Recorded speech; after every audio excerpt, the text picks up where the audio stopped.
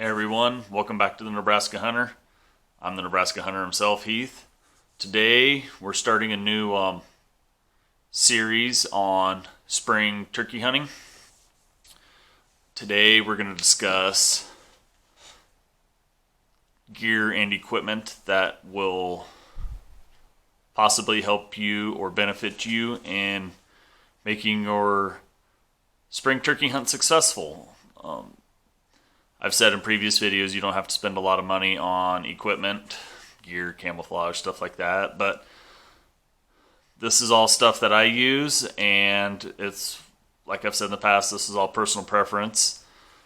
But let's go through some gear here, and I'll show you what you might need.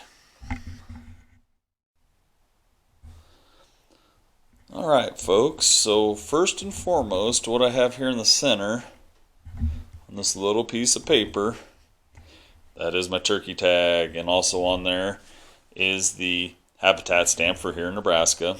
You don't have to have a hunting license per se, but you do have to have the habitat stamp on your tag.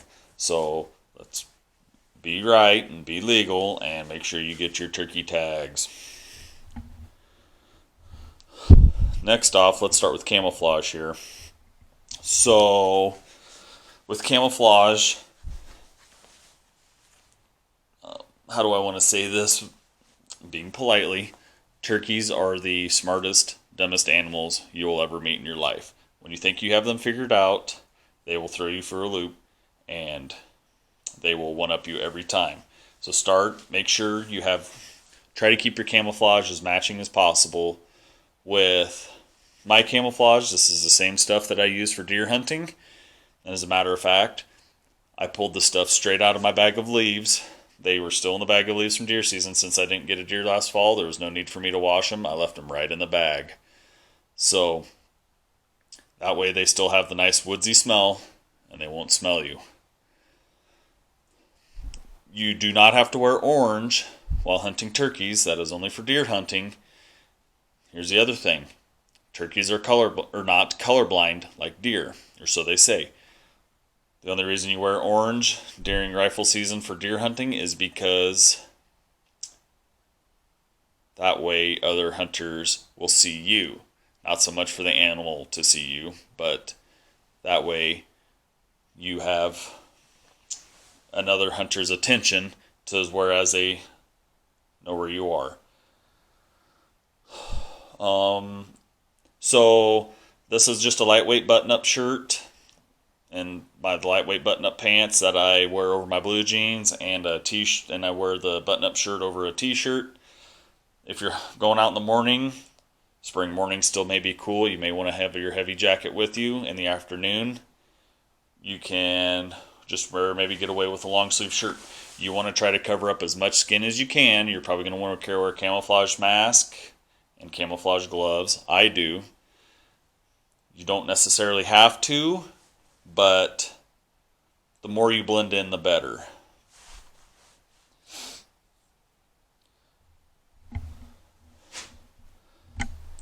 So before you get out and start turkey hunting, you may want to, and you're unsure of where they might be, go ahead and toss a cam up. That way you get the gist of where they are, what time of the day they're there, and it's no different than deer hunting. It'll give you a little bit of advantage, if they're in a particular area or a particular spot. That way you're not totally out there wasting your time, unless you are an outdoor enthusiast like I am and you don't mind sitting out there. So here's some of the calls that I have and use. Usually I just stick to the slate. Then there's a mouth diaphragm. That's the orange one. And then there is a box call. I'll do another video on how to use these, I guess you'd say. The operation of these, we won't get too in depth into it today, but these, this is just it's going to be whatever fits you the best. So I have used all three of these, so we'll get into those, the operation of those a little at a different time.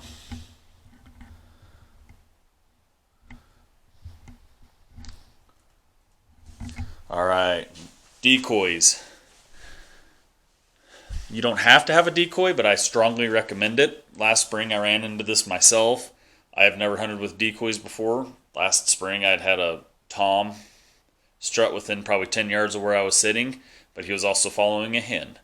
And he heard me chirping at him, but he didn't know where I was, so he basically just hung around for a few minutes and followed the hen on off as she wandered off. So, the call works, but you're definitely going to want decoys. You can probably get away with just a hen to begin with, but I'm going to stick a jake out there too, just because that'll, give a little bit of, you're going to have a big tom come out and he's going to get territorial if he sees a jake, and he's going to go try to fight him and chase him off.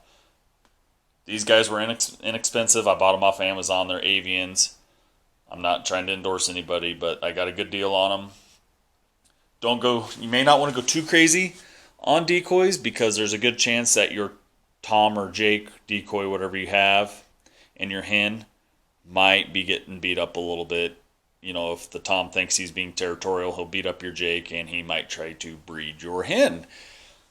But I'm going to strongly suggest you at least have a hen. Back behind those two, you can't see it real well, but I have a blind. A blind is probably not necessary, but we'll just call it optional. I don't always use a blind. Most of the time I just find a nice comfy tree. If you have the area, you can. If you don't have a tree you can just prop yourself up against, then yeah, you might want a blind. I'll probably hunt from both, depending. But yeah, that's nothing that's too necessary right now. So we'll get into guns at a later, shotguns particular, and bows and any kind of weapon like that. We'll get into that at a different time. Knives, we'll talk about that at a different time. Other things to carry. If you're sitting on the ground, you're going to want something comfy. Don't overload yourself trying to carry a bunch of stuff in and out. Yes, those two decoys both have bags, and so does, carrying that strap or that blind there. Yes, it does have a strap, but then you're also going to be carrying your shotgun. Remember that, or a bow. So you don't want to overload yourself too much, just in case you have to drop stuff because you get a shot at a tom while you're walking in. I don't think it's necessary right now to carry a backpack like I would for deer hunting. I just, my camouflage pants have, big pocket cargo pockets on the sides. I'll put my calls in one side and carry my knife on my hip, on my belt, and whatever else, extra shotgun shells, stuff like that, in my other pocket. So don't overload yourself. So yeah, a good cushion to sit on, maybe some kind of a chair. That's all optional. You're going to be sitting out there for a long time. This isn't like deer hunting where they might come out first thing in the morning or late at night. There's a 99% chance you're going to be sitting out there all day. So turkeys don't care. They'll be out and around strutting. I've seen more turkey activity at 1 o'clock in the afternoon than I do when they're coming out of roost and before they go back to roost. So there you have it. There's just some simple stuff, everyone. We're going to keep this little series short, sweet, and to the point until we decide to, or when turkey season opens and we get out there. Like I said, we'll go over guns and ammunition and other kind of weaponry at a later time. We'll go over calls at a different time. We'll get, I want to take you guys out. We'll sight in a shotgun and stuff like that. That'll be in a future episode.